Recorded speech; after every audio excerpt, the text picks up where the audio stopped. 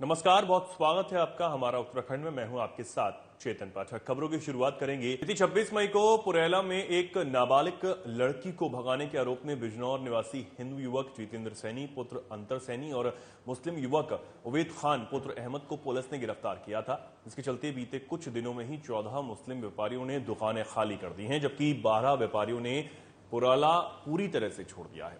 वहीं अब इस पूरे मामले ने लव जिहाद का रूप ले लिया है और पुरेला समेत जिले के छोटे बड़े कस्बों में विरोध प्रदर्शन भी जमकर हो रहा है। ऐसे में यह मामला समूचे उत्तराखंड में तूल पकड़ता हुआ नजर आ रहा है। ऐसी भी जानकारी मिल रही है कि मामले को लेकर आगामी 15 जून को हिंदू पक्ष और 18 जून को मुस्लिम पक्ष की तरफ से महापंचायत होने जा रही है। हालांकि इसकी अभी आधिकारिक पुष्टि नहीं हुई है। प्रदेश के मुख्यमंत्री पुष्कर सिंह धामी ने मुस्लिम महापंचायत के सिलसिले में मीडिया से बातचीत में कहा कि सभी से कानून व्यवस्था बनाए रखने के लिए कहा गया है। अगर कोई भी कानून व्यवस्था बिगाड़ने का काम करेगा तो उसके खिलाफ सख्त एक्शन लिया जाएगा। इधर उत्तराखंड कांग्रेस के वरिष्ठ विधायक प्रीतम सिंह ने इस मामले में सरकार को विफल बताया है कि जो काम प्रशासन और पुलिस को करना चाहिए, आज वो काम जो है बजरंग दल कर रहे हैं। भाई, एक वातावरण बनाया जा रहा है क्योंकि 2024 हमारे सामने है। 24 हम कैसे जीतें, उसके लिए भाजपा और आरएसएस का जो एजेंडा है उस एजेंडे के अनुरूप चल रहे हैं। आज हम पूछना चाहते हैं सत्ता में बैठे हुए लोगों से, आपने महंगाई कम करने का वादा किया था, उस पर क्यों बात नहीं हो रही है? बेरोजगार साथियों को रोजगार देने की बात आपने कही थी, उस पर क्यों बात नहीं हो रही है? किसानों की आय जो है 2022 तक दुगना हो जाएगी, क्यों नहीं हुई? ये हम प्रश्न पूछना चाहते हैं। कानून व्यवस्था ध्वस्त है, नकल का साम्राज्य जो है इस राज्य के अंदर चल रहा है। अंकिता भंडारी को न्याय नहीं मिल पाया है। गन्ने के किसानों का गन्ना मूल्य में वृद्धि नहीं हुई है, उनका भुगतान नहीं हुआ है, अर्थव्यवस्था ध्वस्त है, विकास के कार्य और उदय, इस पे बात नहीं हो रही है। आज इन तमाम चीजों से ध्यान भटकाने के लिए जो है ये कृत किया जा रहा है कि नहीं तो आपको क्या ये देखिए, हमने सभी से कहा है कि कानून व्यवस्था को कोई भी अपने हाथ में ना ले, और अलबत्ता ये जरूर है कि उत्तराखंड के अंदर जो कानून जो जनसंख्या का परिवर्तन हो रहा है, डेमोग्राफिक चेंज हो रहा है, या जिनके कारण से यहाँ पर कानून व्यवस्था की स्थिति खराब हो रही है, उस पर हमने पुलिस को भी और प्रशासन को भी सभी को कहा है सख्ती से काम लें। लेकिन मैं सभी से अपील भी करना चाहता हूँ कि सभी लोग उत्तराखंड के अंदर हम लोग सब लोग एक दूसरे के साथ भाईचारे के साथ रहते हैं, मिलजुल कर रहते हैं। कोई भी जो है कानून व्यवस्था की स्थिति को खराब न करे। कानून अगर कोई दोषी है तो कानून अपना काम करेगा, और कोई भी दोषी होगा तो उसके खिलाफ कड़ी कार्रवाई होगी, निष्पक्ष कार्रवाई होगी। उत्तराखंड में 6वां रोजगार मेला सर्वे ऑफ इंडिया हाथी बड़कला देहरादून के ऑडिटोरियम में आयोजित किया गया। आपको बता दें कि इस मेले का आयोजन वित्तीय सेवाएं विभाग, वित्त मंत्रालय, भारत सरकार के निर्देशानुसार राज्य स्तरीय बैंकर समिति, भारतीय स्टेट बैंक ने आयोजित किया। रोजगार मेले में बतौर मुख्य अतिथि केंद्रीय राज्य मंत्री जनरल डॉक्टर वीके सिंह शामिल हुए। रोजगार मेले में 148 युवाओं को विभिन्न सरकारी संस्थाओं में नियुक्ति के लिए नियुक्ति पत्र प्रदान किए गए। मेले में 25 युवाओं को संबंधित विभागों के नोडल अधिकारी ने रोजगार प्रमाण पत्र प्रदान किए। और मेरा अभी ये इंडियन ओवरसीज बैंक में एज अ क्लरिकल मेरा जॉब लगा है और ये मेरी फर्स्ट जॉब है, और तो मुझे बहुत अच्छा लग रहा है कि मेरी फर्स्ट जॉब है। तो और मेरा ये ज्वाइनिंग अब जून में लास्ट में होगा, और बस इसका श्रेय तो मैं मम्मी पापा को देना चाहूँगी। और क्या कहते हैं, क्योंकि उन्होंने मेरी बहुत हेल्प करी है, मैंने बहुत मेहनत करी थी इसमें और उनका बहुत बड़ा सपोर्ट रहा है। और मोदी सरकार ने भी वैकेंसीज निकाली है तो उनका तो बहुत बड़ा रोल है ही, और जिस वजह से हमको ये नौकरी मिली है। देखिए, ऐसा है कि प्रधानमंत्री जी ने एक साल पहले, तकरीबन एक साल पहले, 6 महीने 7 महीने पहले उन्होंने कहा था कि हम 10 लाख सरकारी नौकरियां जो है उसको देंगे। अब 10 लाख मिली कि नहीं मिली ये पता नहीं चलता लोगों को। तो एक इस माध्यम से रोजगार मेला करके, ताकि उनके नियुक्ति पत्र दिए जाएं, सबको पता चले कि कितने लोगों को मिले। तो आज यानी 6 जो इसके एपिसोड हो गए, उसके अंदर तकरीबन 3,87,000 नियुक्ति पत्र दिए जा चुके हैं। आज तकरीबन 70,200 कुछ और दिए गए, तो आप ये लगा लीजिए 4.5 लाख नियुक्तियां हो चुकी हैं। अभी आगे भी जारी रहेंगी कि हर महीने एक रोजगार मेला होता है, और हमें पूरी आशा है कि जो 10 लाख का जो टारगेट है वो अगले आने वाले महीनों में पूरा। उत्तराखंड के पुरौला में हुई घटना के बाद इस इलाके में ही नहीं बल्कि प्रदेश में भी तनाव का माहौल बना हुआ है। इस पर पुरौला से विधायक दुर्गेश्वर लाल ने मीडिया से बातचीत में बताया कि पुरौला में जो घटना हुई उसकी मैं निंदा करता हूं। कुछ विशेष व्यक्ति में 15 वर्ष की एक बालिका का अपहरण करने का मामला सामने आया था। उसके बाद क्षेत्र में काफी रोष है, लोग परेशान हैं क्योंकि आए दिन पहले भी ऐसी घटनाएं हो रही हैं। हम नहीं चाहते कि यहां का माहौल बिगड़े, लोग सौहार्दपूर्ण तरीके से रहना चाहते हैं। साथ ही उन्होंने कहा कि कोई व्यक्ति वहां से छोड़कर नहीं गया। कुछ लोगों ने अपनी राजनीतिक चमकाने के लिए सोशल मीडिया पर गलत खबरें चला रहे हैं कि कुछ लोग छोड़कर गए।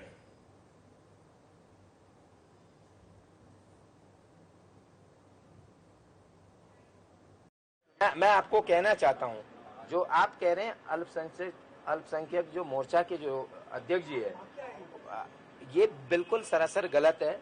मैं वहीं का रहने वाला हूं, वहां का मैं विधायक हूं। ये बेसिकली एक्चुअली एक पॉलिटिकल मुद्दा बनाया जा रहा है, मतलब ये भड़काने का काम किया जा रहा है। मैं एक चीज आपके माध्यम से मैं एक निवेदन करना चाहता हूं कि पूरे क्षेत्र में सौहार्दपूर्ण वातावरण बनाए रखें। क्यों? क्योंकि अगर देखिए भाई, अगर आप गलत भी करोगे, आप गलत बयानबाजी भी करोगे, तो उसको तो हम बर्दाश्त नहीं करेंगे। आप बताइए, मैं आपसे मोदी सरकार के 9 साल पूरे होने पर बीजेपी ने पूरे देश में महाजनसंपर्क अभियान चला रहा है।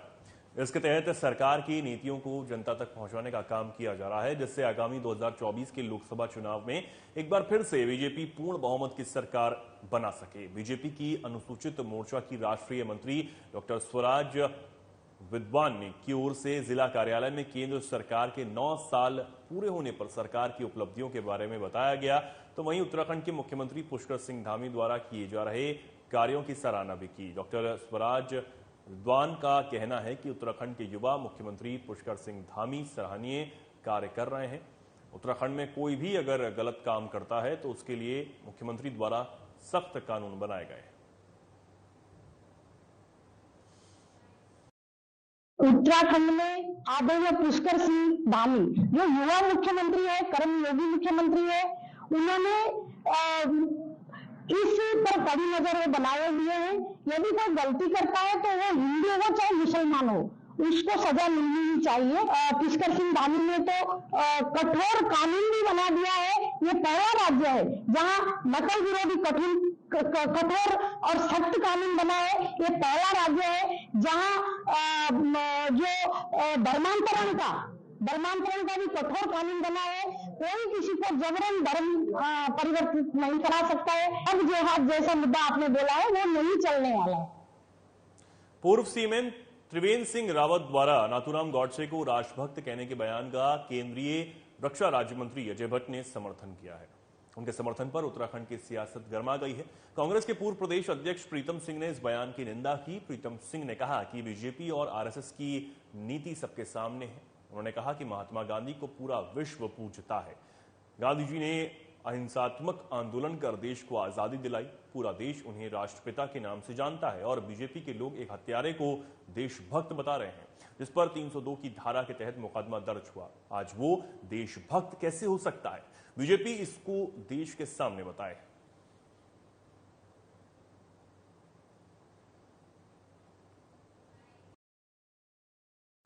त्रिवेंद्र सिंह रावत जी इस प्रदेश के पूर्व मुख्यमंत्री रहे। अजय भट्ट जी रक्षा राज्य मंत्री हैं और जो लोग संवैधानिक पदों पर बैठे रहे या हैं, उनके माध्यम से राष्ट्रपिता महात्मा गांधी जी के परिप्रेक्ष्य में जो टिप्पणियां की जा रही है, हम उसकी कड़े शब्दों में निंदा करते हैं, भर्त्सना करते हैं। राष्ट्रपिता महात्मा गांधी जी ने अहिंसात्मक आंदोलन के माध्यम से इस राष्ट्र को आजादी दिलाने का काम किया। पूरी दुनिया में राष्ट्रपिता महात्मा गांधी जी को पूजा जाता है। उनके आदर्शों पर चलने की हम जो है कसम खाते हैं। और आज जो है सत्ता में बैठे हुए लोग कहते हैं कि नाथुराम गौडसे तो देशभक्त था। अजीबोगरीब स्थिति है। 302 का मुलजिम जो हत्यारा है, अगर वो देशभक्त है तो सत्ता में बैठे हुए लोग ये बताएं कि जो हम लोग हैं, हम क्या हैं? क्या एक हत्यारा राष्ट्रभक्त हो सकता है? फिर तो जितने भी ये हत्यारे हैं सब राष्ट्रभक्त कह दो। त्रिवेंद्र सिंह रावत जी ने कल एक और बात की, उन्होंने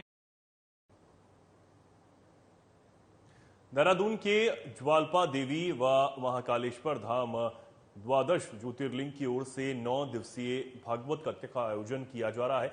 कथा का उद्देश्य विश्व शांति व सनातन धर्म को मजबूत करने के साथ साथ आने वाली पीढ़ी को सनातन धर्म की विशेषता के बारे में बताना है। आपको बता दें कि महाकालेश्वर धाम में सबसे पहले कलश यात्रा निकालते हुए श्रीमद देवी भागवत कथा और सप्तचंडी महायज्ञ किया गया। इस दौरान कथावाचक आचार्य अनिल कृष्ण महाराज ने कहा कि श्रीमद देवी भागवत कथा का आयोजन विश्व कल्याण, सुख, शांति और सद्भावना के लिए किया जा रहा है। साथ ही उन्होंने कहा कि सनातन धर्म को आने वाली पीढ़ी तक पहुंचाना है, जिसके लिए इस कथा का विशेष आयोजन किया गया है।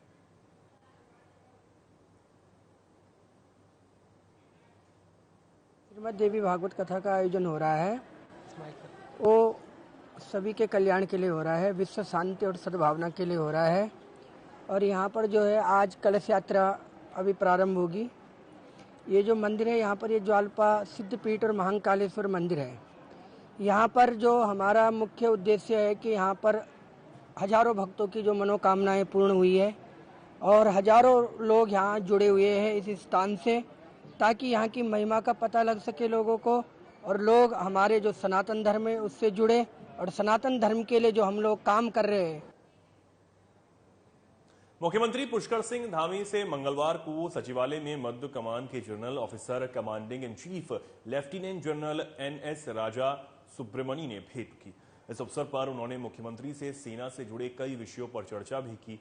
लेफ्टिनेंट जनरल NS राजा सुब्रमणी ने कहा कि चंपावत में CSD कैंटीन के विस्तारीकरण के लिए धनराशि अवमुक्त की जा चुकी है। रुद्रप्रयाग में भी CSD कैंटीन के लिए भवन बनाया जा रहा है। इसके लिए मुख्यमंत्री ने उनका आभार भी व्यक्त किया है। इस अवसर पर उत्तराखंड सब एरिया के GOC major general Sanjeev Khatri भी उपस्थित थे।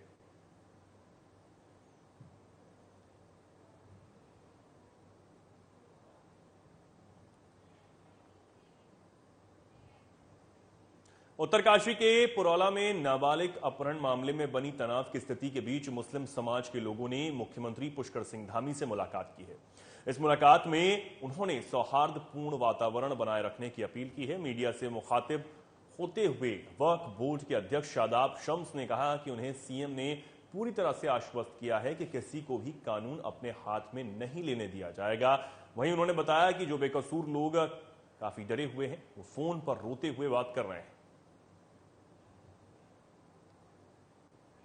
कल एक डेलीगेशन माननीय मुख्यमंत्री पुष्कर सिंह धामी जी से मिला था और हम सब जानते हैं कि पुरौला की घटना के बाद पहाड़ धधक रहे हैं। पहाड़ में लोग गर्मी से शांति पाने के लिए आते हैं, ठंडक के लिए आते हैं। ये पहाड़ का कल्चर भी नहीं है जो पहाड़ में हो रहा है, लेकिन जिस तरह का मामला सामने आया, बहन बेटियों वाला मामला है, स्वाभाविक ही है कि कुछ आक्रोश रहता है।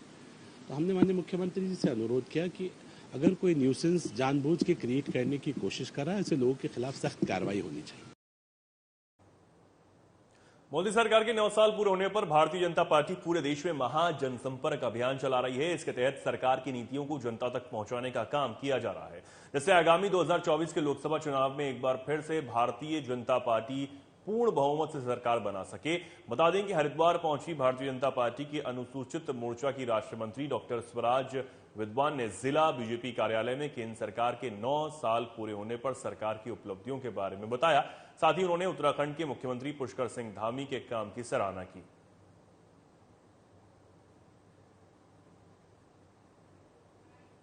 महाजन संपर्क अभियान के तहत प्रेस वार्ता पूरे देश में हो रही है और आज हरिद्वार में जो प्रेस वार्ता है उसके मुख्य विषय तो ये है कि जो भारतीय जनता पार्टी की केंद्र में सरकार है और जो भारतीय जनता पार्टी की प्रदेश में सरकार है, डबल इंजन की सरकार है, दोनों मिलकर के बहुत अच्छा कार्य कर रही है।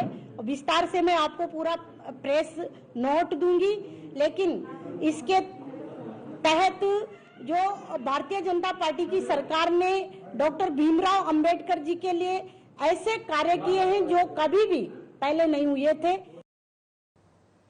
बीजेपी सरकार को अपने सवालों से घेरते हुए हल्द्वानी विधायक सुमित हरद्वेश ने कहा कि द्वेष की भावना से हल्द्वानी शहर की दशा और दिशा खराब करने का काम बीजेपी सरकार के द्वारा किया जा रहा है। उन्होंने कहा कि हल्द्वानी में कोई भी विकास कार्य नहीं किए जा रहे। साथ ही उन्होंने ये भी कहा कि 2024 में होने जा रहे लोकसभा चुनाव को लेकर कांग्रेस ने अपनी कमर कस ली है और अब कांग्रेस पुरजोर तरीके से उत्तराखंड में बीजेपी शासन के दौरान उठे मुद्दों को लेकर घेरने का काम करेगी और बीजेपी की असफलता को जनता के सामने ले जाने का काम भी किया जाएगा, ताकि जनता के बीच में बीजेपी जो लगातार अपनी सफलता का भ्रामक प्रचार कर रही है उसका पर्दाफाश हो सके।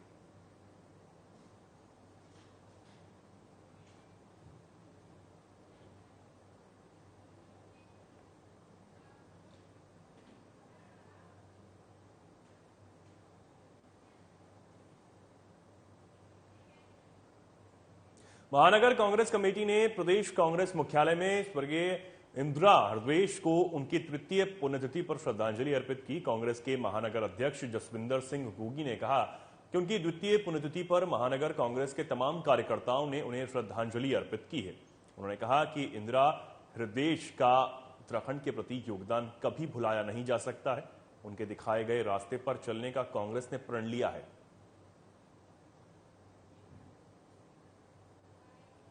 उत्तराखंड के प्रति उनका योगदान और कांग्रेस प्रति कांग्रेस के खिलाफ उनका योगदान है, इन सभी चीज़ को लेकर आज उनको याद किया गया है और जो उनका योगदान है वो कभी नहीं भुलाया जा सकता।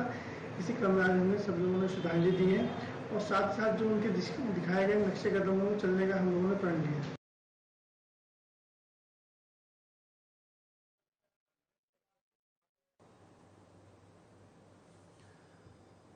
इंदिरा हृदवेश को श्रद्धांजलि अर्पित की गई। उनके तृतीय पुण्यतिथि के मौके पर कांग्रेस कार्यकर्ताओं ने उन्हें श्रद्धांजलि दी। उत्तरकाशी के पुरौला क्षेत्र में हुए नाबालिग अपहरण का मामला तूल पकड़ता हुआ जा रहा है। ऐसे में 15 जून को क्षेत्रवासियों ने महापंचायत की घोषणा कर दी है, जिसे लेकर पुलिस प्रशासन भी अलर्ट मोड पर नजर आ रहा है। 15 जून को होने वाली महापंचायत को लेकर आईजी गढ़वाल KS नगन्याल ने कहा कि इस संबंध में संबंधित जिले के जिलाधिकारी को निर्देशित किया गया है। साथ ही पुलिस को अलर्ट रहने का निर्देश भी दिया गया है। वहीं आईजी गढ़वाल ने कहा कि देखा जा रहा है कि सोशल मीडिया पर लगातार भ्रामक खबरें फैलाई जा रही हैं और ऐसा लग रहा है कि सोशल मीडिया पर महापंचायत होने वाली है, जिसे लेकर आईजी गढ़वाल ने कहा कि ग्राउंड जीरो पर माहौल शांत बना हुआ है और आपसी सौहार्द का माहौल नजर आ रहा है। ये कई दिनों से सोशल मीडिया में चल रहा है कि जैसा आप लोग भी बता रहे हैं 15 को महापंचायत है। इसके रिगार्डिंग कल गोष्ठी जिलाधिकारी और पुलिस अधीक्षक के द्वारा आयोजित की गई सभी संगठनों के साथ, जो अनुसांगिक संगठन है इनके और दोनों ही पक्ष के संप्रदाय के लोग थे और सबने यही कहा है मीटिंग के दौरान कि अमन से शांति व्यवस्था बनी रहनी चाहिए और एक पक्ष का ये कहना भी था कि हमें किसी तरह का कोई दबाव नहीं, कुछ नहीं है, हमें यहाँ से किसी ने नहीं भगाया। अल्मोड़ा में करोड़ों की लागत से वाहन पार्किंग का निर्माण काम जारी है। जिलाधिकारी विनीत तोमर ने निर्माणाधीन पार्किंग का निरीक्षण किया है। इस दौरान एसडीएम ने संबंधित अधिकारियों व ठेकेदारों से पार्किंग की प्रगति के बारे में जाना है। वहीं कार्यदायी संस्थाओं को निर्धारित समय में निर्माण कार्य पूरे करने के निर्देश भी दिए गए हैं।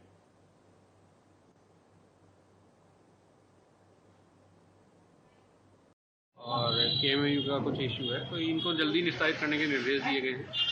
GGIC की हमारी पार्किंग जल्दी स्टार्ट हो जाए, इसमें ध्यान रखा जाएगा, इसमें कार्रवाई की जाएगी। टारगेट ये है कि अगले 1 महीने में वाहन निर्माण शुरू हो जाए। जो अभी हम खड़े हैं भैरव मंदिर पार्किंग है, इसमें अभी 4 महीने लगने की संभावना है, लेकिन हम ये कोशिश करेंगे इसको 2.5 से 3 महीने में इसको कंप्लीट कर लें। 261 वाहन यहाँ खड़े हो सकते हैं। तो जैसे ही एक पार्किंग कंप्लीट होगी कुछ राहत मिलनी शुरू हो जाएगी और प्रयास ये है कि सारी पार्किंग टाइम से पूरी हो जाए। शहर के बीचों बीच सिटी सेंटर की बिल्डिंग में सीटी ऑप्टिकल्स की दुकान में अचानक से आग लग गई। धुआं उठता देख पूरे परिसर में दुकानदारों में हड़कंप मच गया।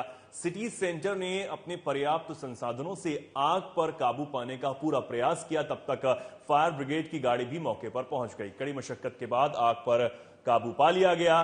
किसी भी प्रकार की कोई जनहानि यहां नहीं हुई है, यह भी खबर है, लेकिन लाखों रुपए का सामान जलकर राख हो गया है। सिटी ऑप्टिकल के मालिक सागर सेठी ने कहा कि प्रथम दृष्टिया जनरेटर की लाइन में शॉर्ट सर्किट होने की वजह से आग लगने की बात बताई जा रही है। फायर अफसर बीरबल सिंह ने बताया कि जांच के बाद ही आग लगने का कारण पता चल पाएगा। बता दें कि 2 दिन में आग लगने की यह दूसरी बड़ी घटना सामने आई है। एक दिन पहले बीटीसी परिसर के पास 2 बसें की बॉडी में आग लगने का मामला सामने आया था।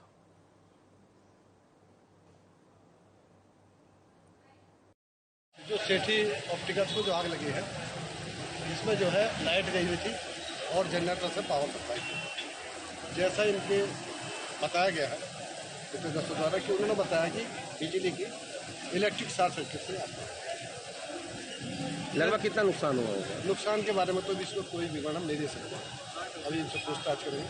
अभी दंगल की कितनी गाड़ियाँ लग चुकी हैं आग बुझाने? 2 गाड़ियाँ हैं, इनका अपना फायर हाइडेंट है, उससे हमने पानी प्राप्त किया है और जो है इसकी सेठ की जो ऑप्टिकल्स की आग जो है पूर्णतः पूर्ण रूप से हो चुकी है। अब नुकसान के बारे में आपको बाद में।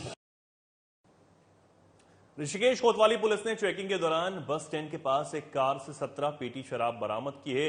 वहीं शराब तस्करी करने के आरोप में कार सवार ड्राइवर सहित 2 लोगों को गिरफ्तार कर लिया गया है।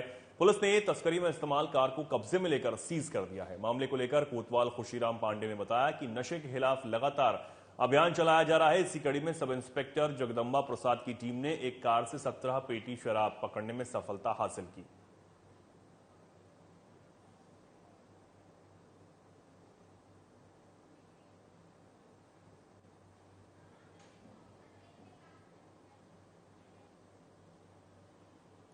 मानसून की दस्तक के साथ तहसील प्रशासन ने आपदा की स्थिति में राहत बचाव कार्य सुगमता से करने के लिए चेपड़ों में मॉक ड्रिल की। इससे पूर्व कराली तहसील सभागार में उप जिलाधिकारी ने आपदा प्रबंधन कमेटी के साथ बैठक ली। साथ ही मानसून के आपदा से निपटने की तैयारी का जायजा लिया और राहत बचाव उपकरणों का ब्यौरा लिया गया। बैठक में पुलिस विभाग, स्वास्थ्य विभाग, राजस्व विभाग समेत अन्य विभागों के विभागीय अधिकारी कर्मचारी मौजूद रहे। वहीं बैठक के बाद चेपड़ों में भूकंप को लेकर मॉक ड्रिल की गई, जिसमें राहत बचाव कार्य की तैयारी की गई। महोदय के निर्देशानुसार आज तहसील में मॉक ड्रिल का आयोजन करा गया है और इसका पर्पस यही था कि अभी जैसे कि 15 जून से आपदा सीजन शुरू होने वाला है, तो उससे पहले एक सेंसिटाइजेशन समस्त विभागों का कर लिया जाए। उसी क्रम में आज मॉक ड्रिल कराई गई। सभी विभागों के लोगों को इसमें आमंत्रित किया गया था और सभी को बताया गया कि आपदा के समय पे क्या रोल्स और क्या रिस्पॉन्सिबिलिटी उनकी रहती है और हमारी कोशिश ये रहेगी कि आगामी जो भी हमारी ऐसे कोई आपदा घटित होती है तो उसमें जो है रिस्पॉन्स टाइम मिनिमम से मिनिमम रहे। इसी के चलते हुए आज मॉक ड्रिल कराई। बिल्कुल ये आज का जो मेन फोकस ये था कि हमें रिस्पांस टाइम जो है अपना बिल्कुल मिनिमम रखना है। आईआरएस सिस्टम प्रणाली के तहत यही रहता है कि आईआरएस सिस्टम जब एक्टिवेट हो जाता है तो जो भी उससे जुड़ा हुआ अधिकारी है स्वयं अपनी जो भी उसको रोल्स दिया गया है उसको वो तुरंत। फिलहाल के लिए खबरों में इतना ही। नमस्कार।